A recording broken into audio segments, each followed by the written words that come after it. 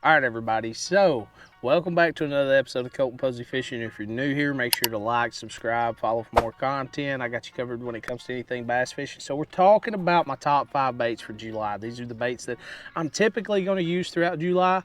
99% of the time, there's if ands, but let's keep it simple. That's one of the biggest things that I like to do on the channel. If you got any questions about the baits or any other kind of baits, drop a comment down below. I'd be glad to answer it. So stay tuned. This is something you don't want to miss.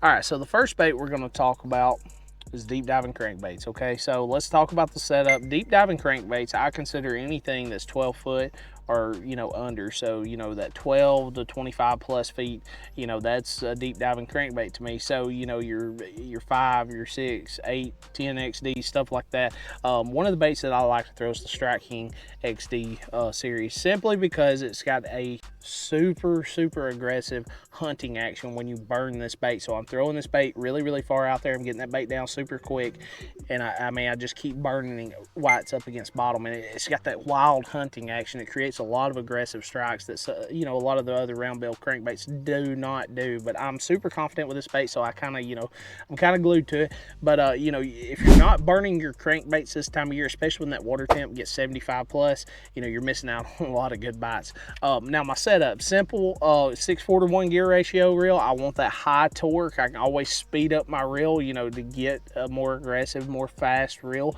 But 6/4 to 1 allows me a lot of torque. Plus, I'm not going to burn my gears out and stuff when I'm, trying to get that bait up to the boat. One thing that I can recommend with deep diving crankbaits, once you feel a lot of resistance on that reel when the bait starts coming up to the boat, pick your rod tip up.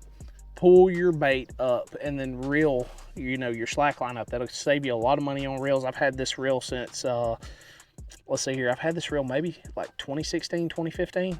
It's been a long time. I've had this reel for, a long time. Never had an issue, loose, speed's full, laser, something. Either way, old reel. 7'6". I prefer a 7'6", moderate action rod. I want, I want a lot of give in the tip. Okay, this allows the bait to move when those fish come to jump up and stuff like that. It does not throw the bait 99% of the time. You'll have a lot better hookup ratio. You'll have a lot better success when you're landing the fish. So, moderate action, cranking rod, go with a 7'6". If you can go longer, go with a longer one, I would suggest. Just so you can get those super long casts. I want to make super long casts. I want to cover a lot of area. That helps me eliminate water, helps me stay in the strike zone longer, stuff like that. So, your deep diving crankbaits is definitely a go-to in July. All right, so now one of the other baits that I really like to use, thanks to Spur Mountain Outdoors, this is a Crush City, Rapala Crush City shad. It's called the Mayor. It's a great, I don't know exactly what's different about the bait besides the action of it, okay? I'm throwing a 1/4 ounce laser sharp hooks, or Swimbait heads. It's kind of got that dart head, kind of vibe to it. But the reason I throw this, and the reason he throws the heads that he does, when this bait's moving, instead of it just swimming straight, it's got a wobble to it. Kind of like that wobble that spinner baits have. This bait has that kind of same action. It seems to trigger a lot of bites, and man, they just eat it. We've used this bait up on Lewis Smith. We've used it on Bear Creek. We've used it on Wilson, Tennessee River system. We've used it everywhere, or everywhere, but everywhere close to where we fish, and every fish, they just hammer it. Look at the head on this joker. They just smash it and chew on it. One of the other heads that I had looked like I chewed it up, okay? So, they just love this bait. It's a great technique. But now, especially this time of year, I'm going to stick to that 3-inch. I'm going to go with the smaller version, simply because the fish are getting pressured a lot. There's a lot more boat traffic, but it still triggers strikes. This is a 1/4 ounce swim bait head, but we're getting into that time. It's going to be based on your lake. I would definitely say 90% of the lakes that around the country, you're going to want to go ahead, especially in the south, southeast, southwest. You're really going to want to go ahead and swap to that 3/8 ounce swim bait head. But if the water temps are still mid 70s, creeping up close to the 80s, the 1/4 ounce may be the best way to go. That way you can keep that bait higher in the water column. But 3/8 ounce, you definitely probably want to go ahead and swap to. You can move that bait a lot quicker if you need to keep it closer to the surface, and then that bait will also get down to whatever depth you need to get down to when there's a lot of boat traffic, and you can burn it, keep it in that depth. Just creates a lot of reaction strikes. My setup, I go with 10 pound braided line. Use whatever you feel comfortable with. 10-pound braided line to an 8-pound fluorocarbon leader. If you don't know how to tie, fluorocarbon to braided line, it's super easy. I tie a red Phillips knot. You tie it about 3 or 4 times, you'll have it down pat. If I can do it, anybody can do it, okay? But it's a super simple knot. I'll link that video somewhere up in here. But anyways, if you don't know how to do that, check that out. And then I'm throwing it on a spinning setup, obviously. I don't even really know the spinning setup that I have. I know it's a medium. Yeah, medium action is 7-foot rod. I just prefer the medium action just with the swim baits because it's got that give. I'm running fluorocarbon, I'm running braid, there's no stretch. So the medium action gives me that tip that allows the fish to take the bait without me jerking the bait out of the fish's mouth. So, that's a good option this time of year. That's my setup. All right, so now one of my other #1 go-tos, this is one that I'm gonna have on the front of my boat all day long. Now, most people think top water, they're like early in the morning, real late in the evening. No, keep it on the front of your boat all the time, especially when you got a lot of pleasure boaters and stuff, because a lot of times when you have some traffic and then it slows down, those shad get to moving, those bass are going to start pushing the shad up to the surface, and you're going to wish you had a top water on. Now, this is a little sneaky version that I use. Some of y'all have probably heard me talk about this, but I prefer to throw this. It's kind of like, I don't know, it's kind of like a finesse technique, but it's not a finesse technique. It's sneaky, it's simple, but it works everywhere. I've threw this bait everywhere. But this is the Strike King Sexy Dog Jr. But this is the nude version. So, it's clear. You can see all the way through it. But one of the things that I do that's different, I put the short shanky WG hook on the front, and then I also put the feather hook on the back. 99% of the time, the fish are going to be targeting that feather hook. Since they're targeting that feather hook, your hookup ratio goes up. But since they're not really seeing much, they've just got a little bit of a visual on the bait. It kind of looks like a bait ball going through the water. So you're going to catch a lot more fish, some good ones, some small ones. It'll catch them, from small to big. It doesn't really matter. But one of the things I can encourage you to do, don't try to perfect running this bait. Okay, so don't try to get it in that perfect, side to side action or, whatever. Move it very erratic. Okay, twitch your rod tip super fast, just like I do with the jerk baits. You want this bait kind of bouncing around everywhere, hopping. It'll dive under, sometimes come up. It's really, really erratic. It looks like a ball of shad in distress, and the fish go nuts for it. Nuts. It's a great technique. My setup, I'm going to go with the, I think it's 7:1 to 1. Yeah, 7:1 gear ratio. It is a little fast, but I prefer that speed because, if I get thrown way far out there and I need to get that bait in super quick because maybe they're behind the boat now or something and I need to go in a different direction, I can get that bait in super quick.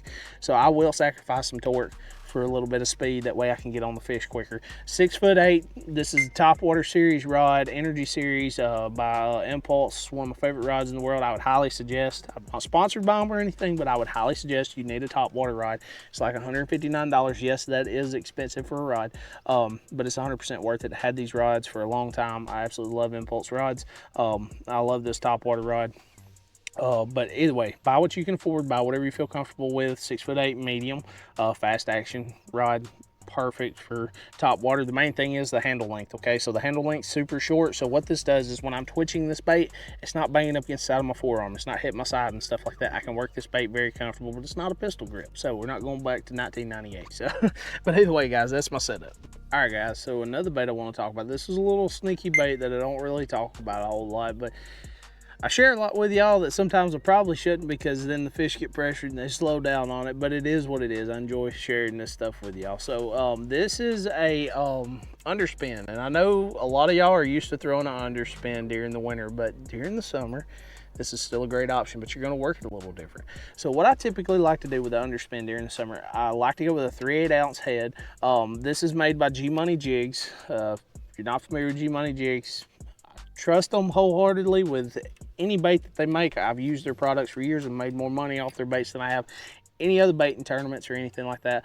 But either way, G Money Jigs, if you can buy them, I appreciate it. It helps support them. Those guys over there, super nice guys. It doesn't help me out at all. I don't get any commission off sales or anything like that, but wholeheartedly, go help those guys out if you can. They make wonderful products, light wire hooks. So if you're fishing, spotted bass fisheries, these baits right here are perfect for spotted bass fisheries and smallmouth and stuff. Either way, what I like to do with this underspin, I go with a 3/8 ounce head underspin, and I put a Rapala Crush City on it, or either a Strike King Rage Swimmer. went nuts with the crushed cities, okay? I just love these baits. But either way, I throw this bait out here and I'm gonna let it sink and hit bottom, okay? Like on a point or a ledge or something like that when those fish are positioned close to the bottom. And I'm actually gonna swim this bait up against the bottom. I want it bumping off of grass. I want it bumping off of rock, wood, anything that's down there on the bottom. What this does is it helps create a lot of reaction strikes, and it's a presentation that they don't see a whole lot during the summer.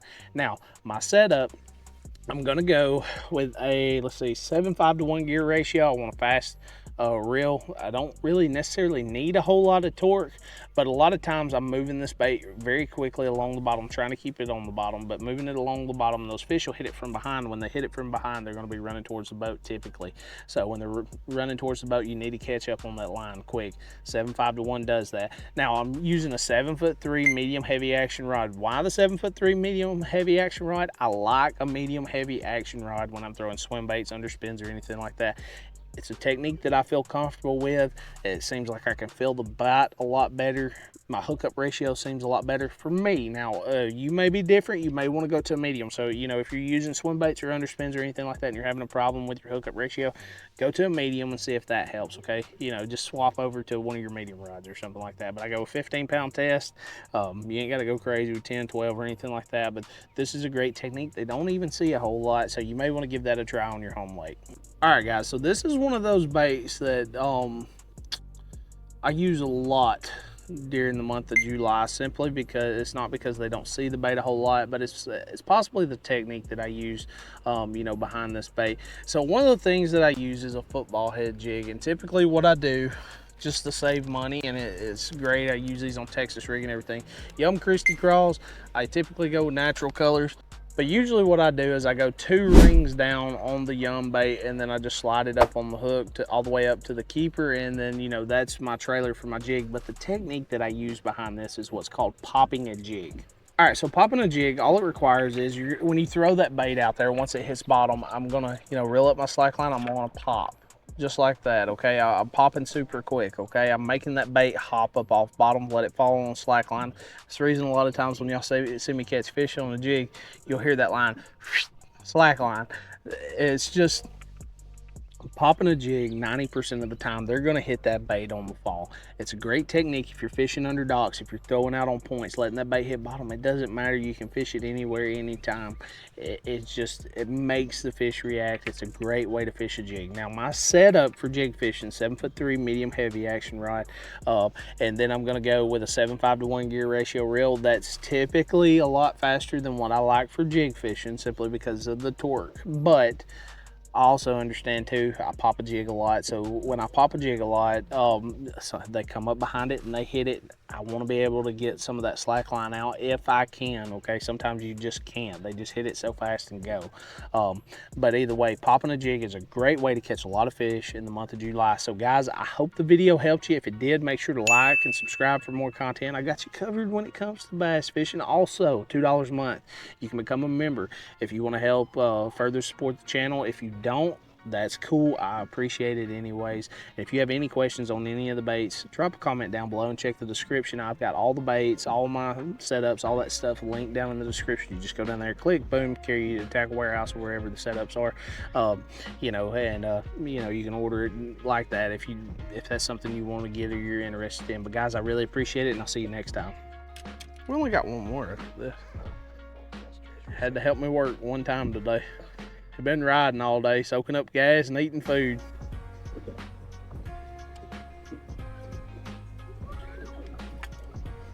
You want to slap a fat kid at Kmart.